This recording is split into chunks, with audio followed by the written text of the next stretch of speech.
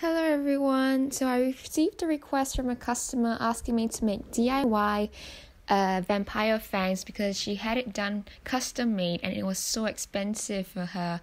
So I made this kit after doing much research and I would say I love it so much. It's so easy to make and it's custom fit to your tooth as well. As you can see here, I'm fitting the veneers on a tooth model and doesn't fit as well, and it only fits on your tooth so tightly and perfectly. And yeah, so this is how the kit looks like. You have got to take impressions of your mouth, which is to make this model of your mouth. And this process is very similar to making the dentures. In fact, it's the same. I got this clip from my dentures video. So you mix the putty together, put it on the impression tray, especially where the canines are, and then put it in your mouth.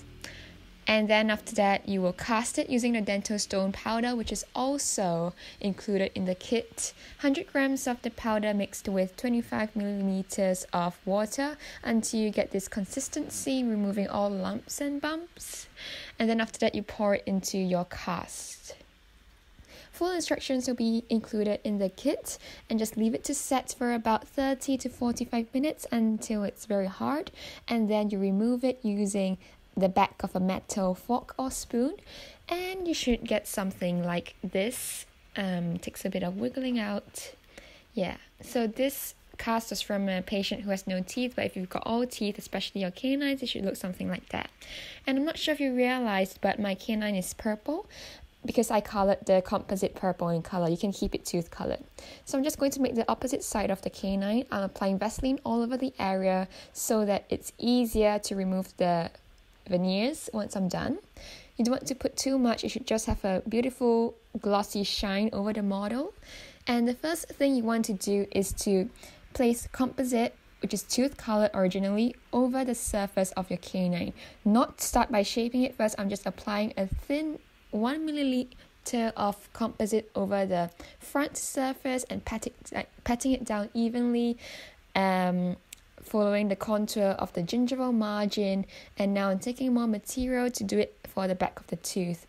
You'll be given enough composite material to do at least 2 fangs. And over here, I'm going for a more cute look kind of fangs rather than those sharp and fierce fangs, because I prefer the cute ones. So now I'm just applying composite all over the tooth surface, not shaping it yet, and just smoothing it out. And as you can see, it is still very thin, so I'm just going to go ahead and put more material on the surface. It should be about 1.5 to 2 milliliters thick. No more than 2 milliliters because it would look too thick, and the UV light can't penetrate the material more than 2 milliliters. So here I am adding more of the material and shaping it to the gingival gum contour, patting it down, making sure it's nice and even.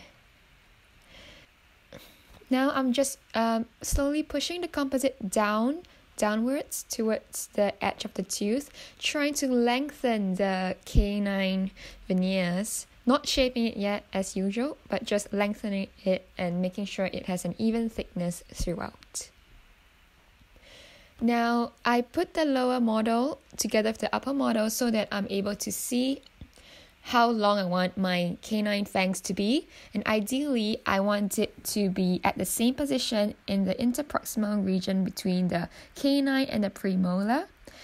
That gap over there. So I'm just pushing the tip of the fangs to the left and making sure that it matches the fang on the right. So and as you know, fangs, they've got a very long, canines, they have got a very long root, so I'm making sure that the root of the tooth kind of aligns to like the most bulbous parts of the fangs.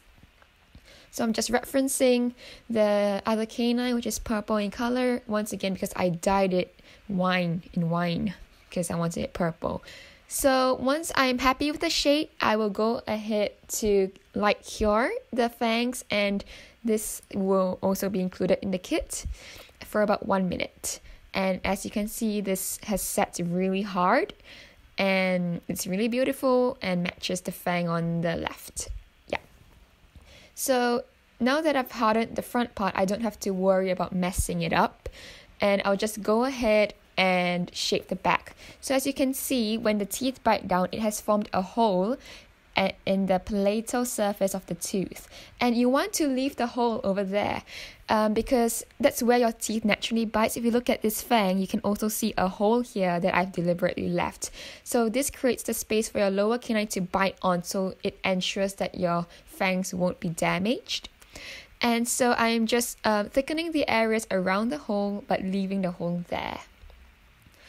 And next I will create the arm of the veneers so that it has better grip and it won't fall off, and it will grip onto your teeth very snugly.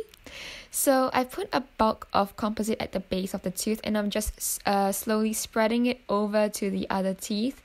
As you can see over here, I am adding more material and just creating that arm of the tooth. It doesn't have to look beautiful over here because no one is going to see it. You've just got to get the contour and structure right such that it adheres tightly to the model.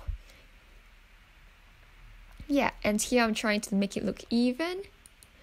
And now I'll just go ahead and light cure this and set it once I'm happy.